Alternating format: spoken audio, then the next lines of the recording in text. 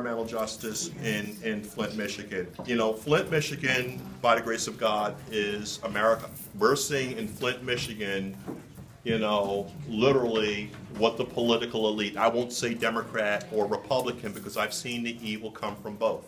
In fact, this past summer, I just got through, one of the largest settlements in upstate New York, a reapportionment lawsuit violating voting rights. It was against the Democratic Party, and I was the expert witness for that case. So I know that these things come from either end when it comes to looking at a people and saying that, oh, this is what their value is, and then we can do this. Flint is a harbinger of things to come. Flint is actually an iteration of what they call the shock doctrine. And the shock doctrine actually began with Homeland Security Secretary Brown under Bush, and this was the applying of, I'm trying to call the piece of the legislation in Louisiana.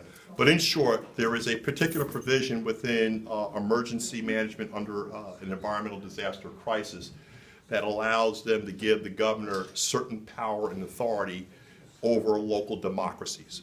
So before Flint, there was New Orleans, and New Orleans, by the way, is still under that protocol. That's why they literally suspended the teachers union, ended one of the country's oldest and largest and active teachers unions in South Carolina.